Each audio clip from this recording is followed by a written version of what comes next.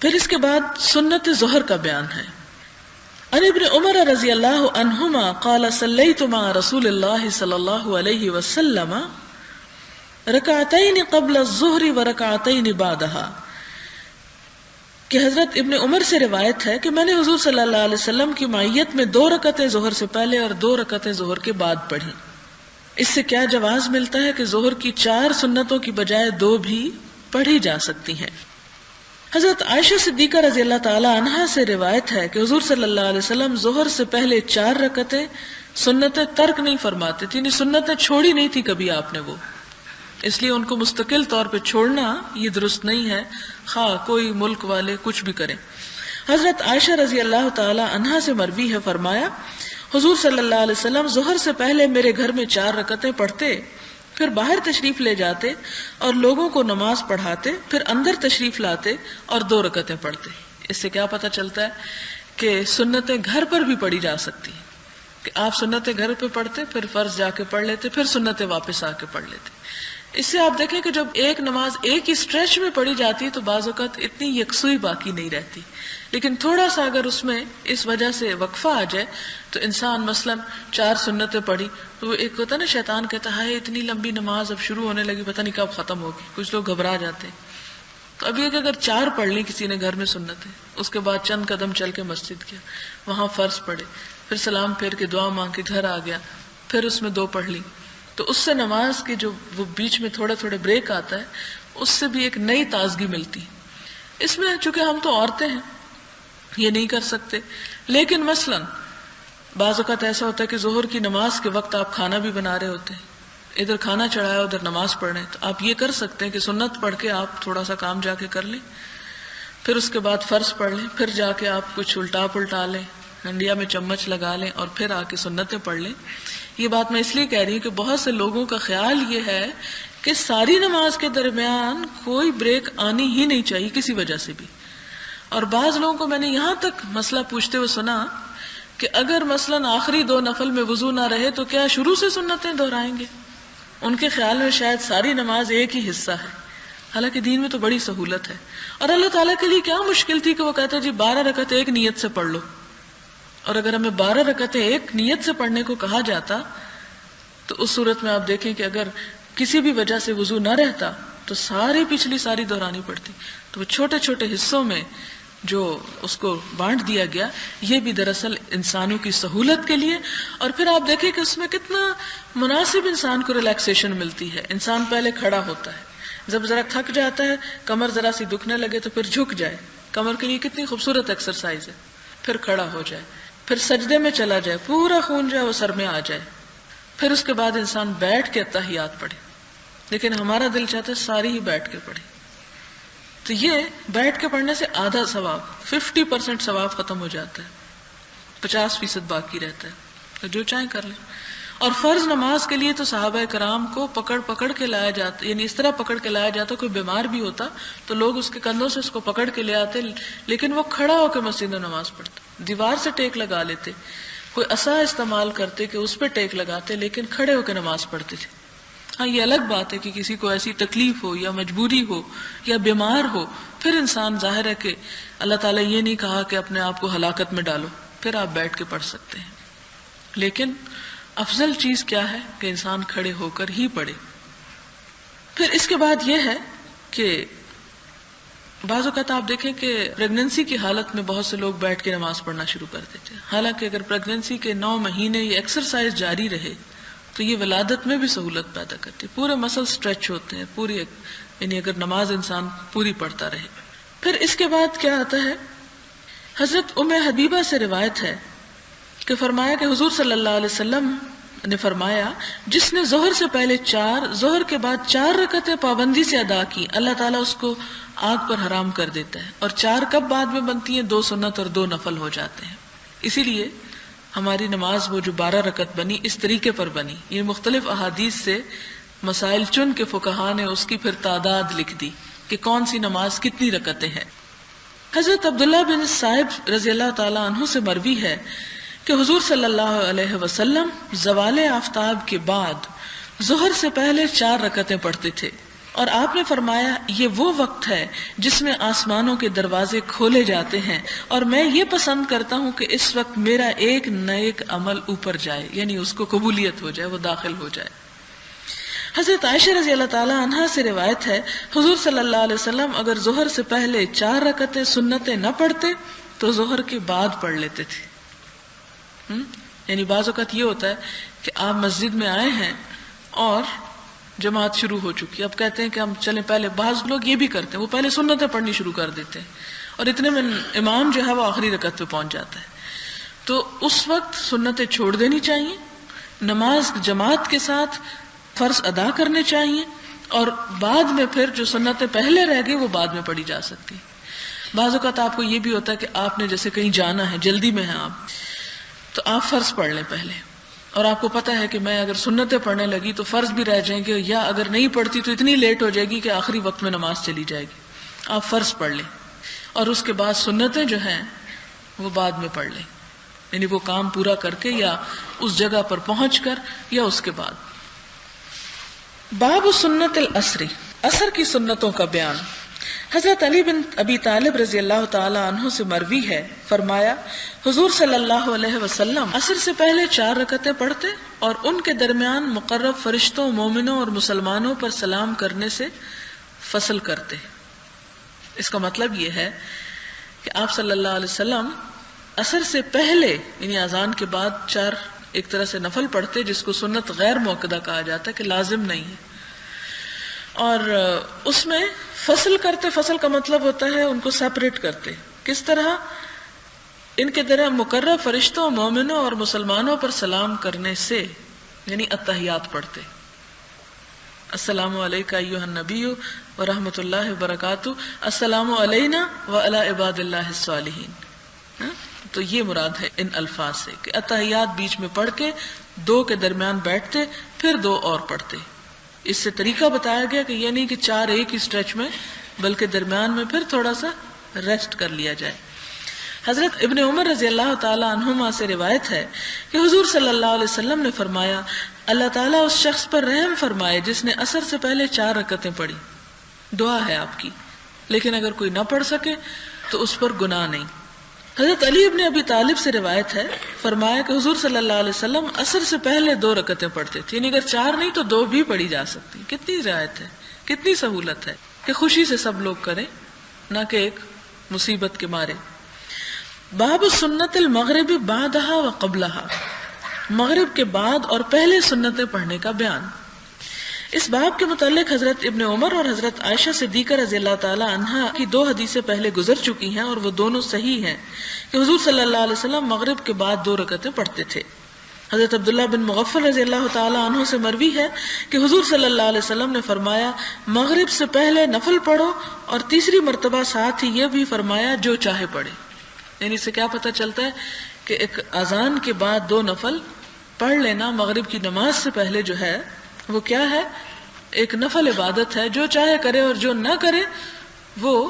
کرنے والوں کو برا نہ کہے اور کرنے والے نہ کرنے والوں کو برا نہ کہے۔ حضرت انس رضی اللہ تعالی عنہ سے مروی ہے، فرمایا میں نے حضور صلی اللہ علیہ وسلم کے کبار یعنی بڑے بڑے صحابہ کو دیکھا کہ وہ مغرب کے وقت مسجد کے ستونوں کی طرف جانے میں جلدی کرتے تھے، یعنی سنتیں ادا کر رہے ہیں۔ اور ستونوں کی طرف کیوں؟ تاکہ سترہ بن جائے، کیونکہ اب جانتے ہیں کہ جب نماز پڑھے انسان تو اس کے آگے سے کسی کو نہیں گزرنا چاہیے، اور نمازی کو بھی یہ کہا گیا کہ اگر ایسی کوئی بات ہو تو آگے کوئی چیز رکھ کے پڑھو نماز، یوں ہی نہیں کہ آپ درمیان میں مصلی بچھا لیں اور دوسروں کو گناہ گار کریں یا مشقت میں مبتلا کریں۔ تو صحابہ کرام جو تھے جس نے یہ نفل پڑھنے ہوتے تھے وہ ستونوں کے پاس چلا جاتا، یعنی ستون کو سامنے رکھ کے اس پیچھے نماز پڑھتا، تاکہ جو لوگ نہیں پڑھ رہے اور وہ صف بنانے کے لیے آگے جا رہے ہیں یا گزر رہے ہیں تو ان کو تکلیف نہ ہو۔ حضرت انس رضی اللہ تعالی عنہ سے مروی ہے، فرمایا ہم حضور صلی اللہ علیہ وسلم کے زمانہ میں غروب آفتاب کے بعد مغرب سے پہلے 2 رکعتیں پڑھتے، یعنی مغرب کے فرض سے پہلے مراد ہے، یہ نہیں کہ سورج غروب ہونے کے وقت۔ ان سے پوچھا گیا کیا حضور صلی اللہ علیہ وسلم نے بھی یہ رکعتیں پڑھی؟ فرمایا آپ ہمیں پڑھتے دیکھتے تھے اور آپ نے ہمیں ان کا حکم دیا اور نہ ہی ان سے منع فرمایا۔ یعنی یہ 2 رکعتیں جو ہیں، اس حدیث میں کیا پتہ چلتا ہے؟ اب آپ دیکھیں کہ ایک اور حدیث میں آیا کہ 2 پہلے پڑھتے 2 بعد میں پڑھتے، اور یہاں پر آیا وہ کہتے ہیں ہم نے پڑھتے نہیں دیکھا لیکن آپ نے ہمیں پڑھتے دیکھا ہے اور منع نہیں کیا۔ اس سے پتہ چلتا ہے کہ یہ جو بظاہر کنٹرڈکشن نظر آ رہی ہے یہ اعتزاد نہیں ہے۔ جنہوں نے یہ روایت کیا کہ آپ پڑھتے تھے تو اس کا مطلب انہوں نے پڑھتے ہوئے دیکھا ہوگا، اور جنہوں نے یہ کہا کہ ہم نے پڑھتے ہوئے نہیں دیکھا تو اس سے یہ بات بھی پتہ چلتی ہے کہ وہ لازم نہ تھی،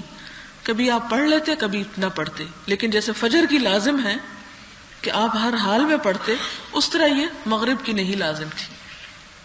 حضرت انس رضی اللہ تعالی عنہ سے مروی ہے، فرمایا ہم مدینہ طیبہ میں تھے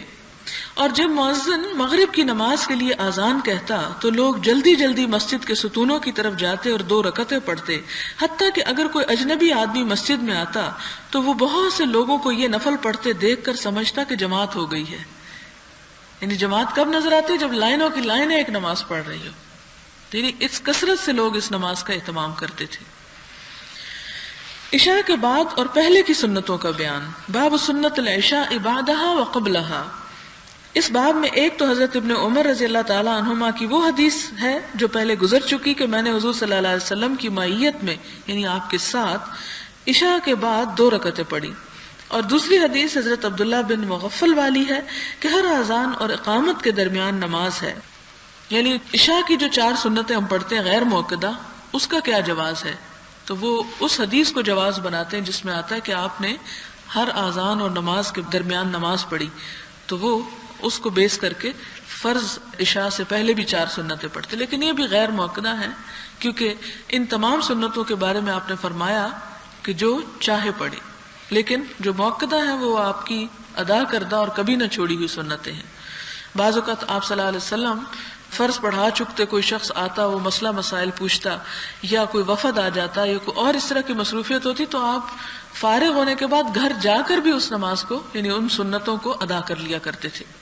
باب سنت الجمعاتی، جمعہ کی سنتوں کا بیان، یعنی جمعے کے دن کون سی سنتیں جمعے کی نماز کے ساتھ پڑھنی چاہیے۔ اس باب میں ایک تو حضرت ابن عمر کی وہ حدیث ہے جو پہلے گزر چکی کہ انہوں نے حضور صلی اللہ علیہ وسلم کی معیت میں جمعہ کے بعد 2 رکعتیں پڑھی، بخاری اور مسلم کی روایت ہے۔ حضرت ابو ہریرہ سے روایت ہے، فرمایا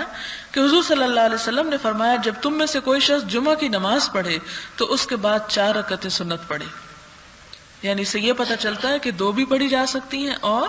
4 بھی پڑھی جا سکتی ہیں۔ حضرت ابن عمر رضی اللہ تعالیٰ عنہما سے مروی ہے کہ حضور صلی اللہ علیہ وسلم جمعہ کے بعد کوئی نماز نہیں پڑھتے تھے حتیٰ کہ گھر لوٹ جاتے اور اپنے گھر میں 2 رکعتیں پڑھتے، یعنی مسجد میں عموماً یہ نہیں پڑھتے تھے، جمعہ پڑھ کے سلام پھیر کے گھر آ جاتے اور گھر آ کر پھر 2 رکعتیں پڑھ لیتے۔ اور گھر میں کیوں آپ اتنا نماز کا اہتمام کرتے تھے؟ ایک جگہ پر آتا نا کہ گھروں کو قبرستان نہ بناؤ، اور پھر ایک اور آیت میں بھی آتا ہے سورۃ النور میں آپ نے پڑھی ہوگی کہ گھروں کے اندر اللہ نے اجازت دی ہے کہ اس کا نام بلند کیا جائے اور اس کا ذکر کیا جائے۔ اگلا باب ہے استحباب اور نفلی نماز کے لیے فرض پڑھنے والی جگہ سے ہٹ جانے یا دونوں نمازوں کے درمیان کلام کے ذریعے فصل کرنے کا حکم۔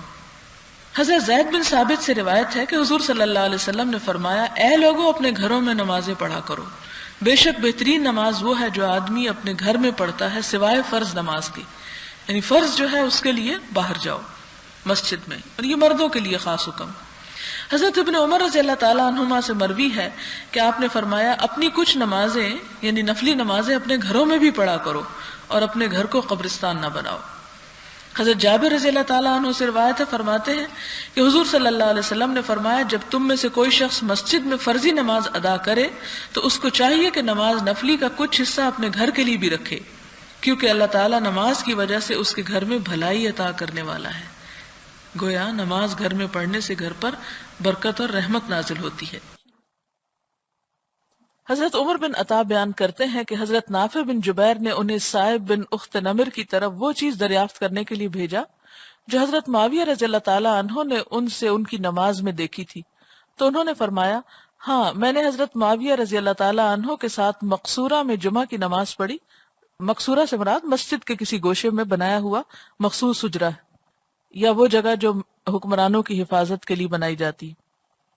پس جب امام نے سلام پھیرا تو میں اپنی فرض والی جگہ پر کھڑا ہو گیا اور سنتیں پڑھی۔ پھر جب حضرت معاویہ رضی اللہ تعالیٰ عنہ گھر تشریف لے گئے تو میری طرف پیغام بھیج کر بلوایا اور فرمایا تم نے جو کیا ہے آئندہ نہ کرنا، جب تم جمعے کی نماز پڑھ لو تو اس کے ساتھ کوئی اور نماز مت ملاؤ، یہاں تک کہ گفتگو کر لو یا وہاں سے نکل جاؤ، یعنی جگہ بدل لو، اس لیے کہ رسول اللہ صلی اللہ علیہ وسلم نے ہمیں یہ حکم دیا ہے کہ ہم ایک نماز کو کسی دوسری نماز کے ساتھ نہ ملائیں یہاں تک کہ کسی سے بات کر لیں یا وہاں سے نکل جائیں۔ اسے مسلم نے روایت کیا ہے۔ کیونکہ ہوتا یہ کہ اگر ہر شخص، کچھ لوگ بول رہے ہیں اور کچھ کہہ رہے ہیں چپ کرو چپ کرو، تو وہ جو چپ کرنے کی آواز ہے وہ بھی ایک اور کیوس برپا کر دے گی۔ دوسری بات یہ ہے کہ جب وہ اتنے لمبے انسان خاموشی اختیار کرتا ہے تو دین فطرت ہے، انسان کو کوئی بات یاد آ جاتی، کوئی سلام دعا، کوئی اور مسجد میں اسی طرح۔ تو عموماً لوگ کیا سمجھتے ہیں کہ پھر یعنی دو نمازوں یعنی فرض اور سنت کے درمیان اگر کوئی بات کی تو شاید ثواب میں کمی ہو جائے گی۔ تو یہاں سے کیا پتہ چلتا ہے کہ سلام کے بعد بات کر لینا مسنون ہے، منع نہیں ہے۔ تیسری بات ہمیں یہاں سے یہ پتہ چلتی ہے کہ آپ نے دو چیزیں بتائیں، یا تو بات کر لو یا اپنی جگہ چھوڑ کے دوسری جگہ چلے جاؤ، یعنی جماعت کے ساتھ جب نماز پڑھ لی جائے تو سنت پڑھنے کا وقت آئے تو اسی جگہ پر نہ پڑھو جہاں آپ نے فرض پڑھے ہیں، بلکہ دائیں بائیں یا آگے پیچھے ہو جاؤ۔ اس میں ایک چیز تو یہ بھی ہے کہ انسان جب ایک ہی جگہ ایک عبادت کرتا چلا جاتا ہے تو اس میں بھی وہ ایک یکسانیت ہونے کی وجہ سے تھوڑی یکسوئی کم ہو جاتی۔ دوسری بات یہ ہے کہ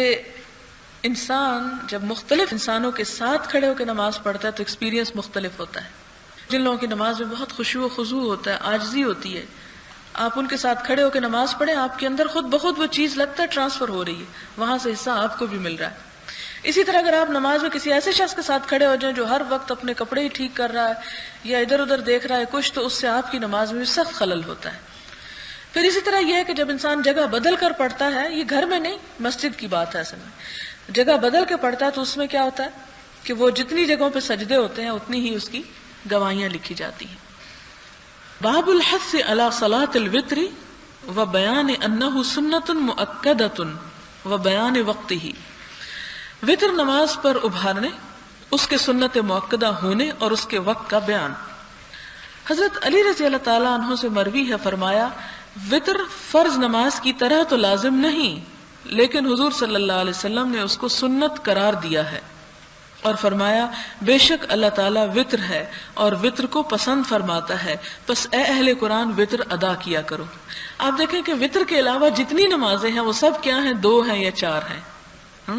اور ایک مغرب کی نماز اور پھر اس کے ساتھ وتر جو ہے یہ ایسی نماز ہے کہ جو راؤنڈ فگر پہ نہیں آتی بلکہ وتر پہ آتی ہے، آڈ پہ آ کے رکتی ہے، اور آڈ نمبر جو ہے وہ اللہ تعالیٰ کو پسند ہے۔ اسی لیے آپ دیکھیں کہ تسبیحات میں 3 کا ذکر ملتا ہے، بعض جگہوں پہ 7 کی بات آتی ہے، بعض 33 کی بھی آپ دیکھیں، 32 یا 34 نہیں کہا گیا، 33 کہا گیا۔ اور عموماً جیسے وضو کرتے وقت 3 دفعہ اعضاء کو دھونا، تو یہ تمام چیزیں کس بات پر دلالت کرتی ہیں کہ وتر اللہ تعالیٰ کو پسند ہے اور وتر نماز بھی پسند ہے، اس لیے اسے ادا کرنا چاہیے۔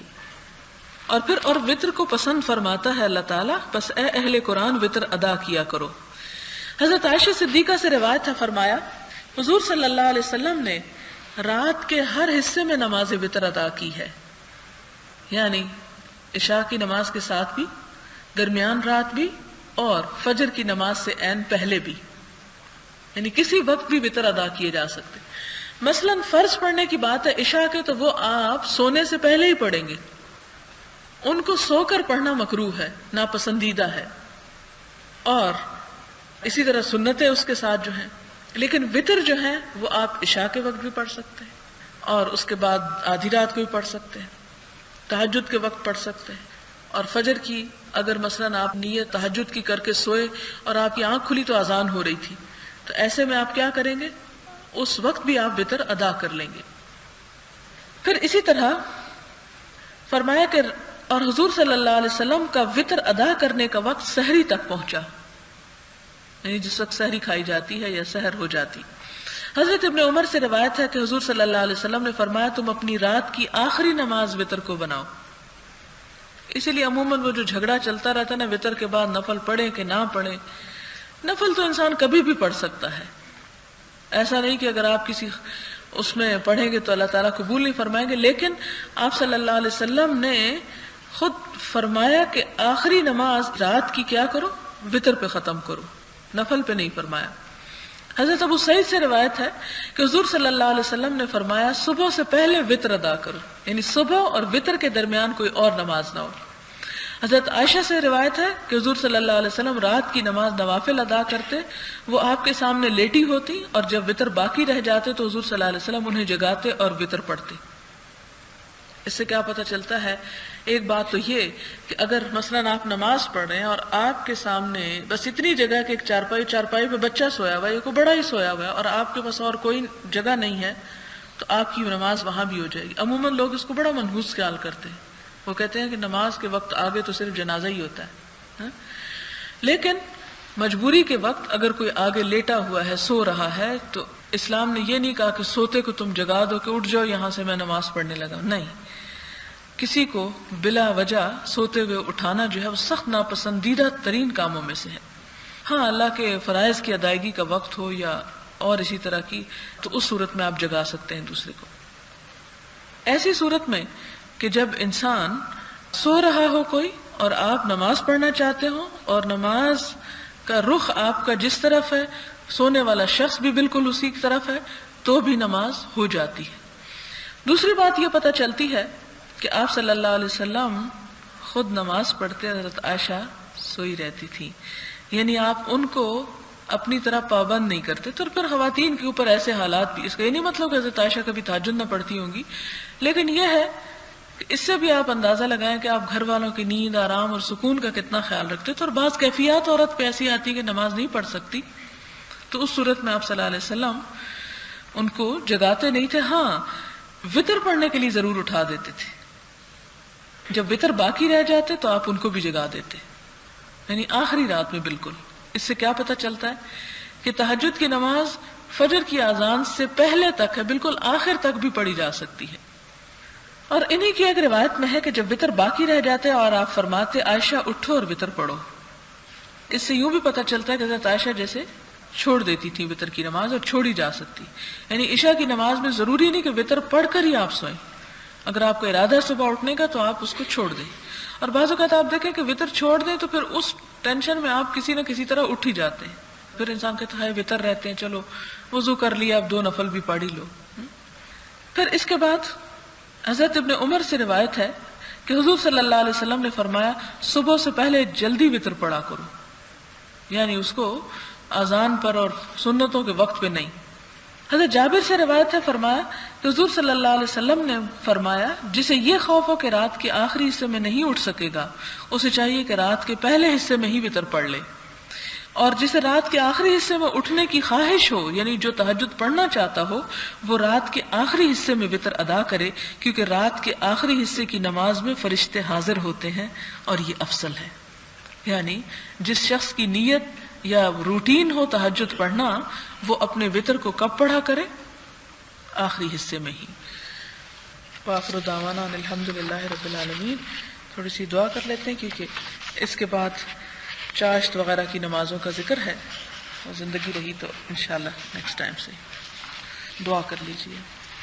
سبحان اللہ والحمد للہ ولا الہ الا اللہ واللہ اکبر ولا حول ولا قوة الا باللہ العلی العظیم. اللہم صلی علی محمد وعلی آل محمد کما صلیت علی ابراہیم وعلی آل ابراہیم انک حمید مجید. اللہم بارک علی محمد وعلی آل محمد کما بارکت علی ابراہیم وعلی آل ابراہیم انک حمید مجید. ربنا ظلمنا انفسنا وان لم تغفر لنا وترحمنا لنكونن من الخاسرین. رب انی اعوذ بک ان اسألک ما لیس لی به علم والا تغفر لی وترحمنی اکن من الخاسرین. رب اغفر لی ولوالدی ولمن دخل بیتی مؤمنا وللمؤمنین والمؤمنات. رب اجعلنی مقیم الصلاة ومن ذریتی ربنا وتقبل دعا. ربنا اغفر لي ولوالدي وللمؤمنين يوم يقوم الحساب ربنا عليك توكلنا وإليك أنبنا وإليك المصير ربنا لا تجعلنا فتنة للذين كفروا واغفر لنا ربنا إنك أنت العزيز الحكيم رب أوزعني أن أشكر نعمتك التي أنعمت علي وعلى والدي وأن أعمل صالحا ترضاه وأصلح لي في ذريتي إني تبت إليك لا إله إلا أنت سبحانك إني كنت من الظالمين رب اشرح لي صدري ويسر لي أمري واحلل عقدة من لساني يفقه قولي رب إني ظلمت نفسي فاغفر لي ربنا آمنا بما أنزلت واتبعنا الرسول فاكتبنا مع الشاهدين ربنا لا تجعلنا فتنة للقوم الظالمين ونجنا برحمتك من القوم الكافرين ربنا اغفر لنا ذنوبنا وإسرافنا في أمرنا وثبت أقدامنا وانصرنا على القوم الكافرين ربنا آتنا من لدنك رحمة وهيئ لنا من أمرنا رشدا رب زدني علما رب أعوذ بك من همزات الشياطين وأعوذ بك رب أن يحضرون رب اغفر وارحم وأنت خير الراحمين ربنا آتنا في الدنيا حسنة وفي الآخرة حسنة وقنا عذاب النار ربنا لا تؤاخذنا إن نسينا أو أخطأنا ربنا هب لنا من أزواجنا وذرياتنا قرة أعين واجعلنا للمتقين إماما ربنا اغفر لنا ولإخواننا الذين سبقونا بالإيمان ولا تجعل في قلوبنا غلا للذين آمنوا ربنا إنك رؤوف رحيم ربنا أتمم لنا نورنا واغفر لنا إنك على كل شيء قدير ربنا آمنا فاكتبنا مع الشاهدين رب إني لما أنزلت إلي من خير فقير رب إني لما أنزلت إلي من خير فقير رب انصرني على القوم المفسدين رب انصرني على القوم المفسدين ربنا لا تجعلنا مع القوم الظالمين حسبي الله لا إله إلا هو عليه توكلت وهو رب العرش العظيم اللهم إني أعوذ بك من جهد البلاء ودرك الشقاء وسوء القضاء وشماتة الأعداء ربنا تقبل منا إنك أنت السميع الدعاء وتب علينا إنك أنت التواب الرحيم وصلى الله تعالى على خير خلقه محمد وعلى آله وأصحابه وأهل بيته أجمعين برحمتك يا أرحم الراحمين إلهي سبحانك اللهم وبحمدك نشهد أن لا إله إلا أنت نستغفرك ونتوب إليك والسلام عليكم ورحمة الله وبركاته.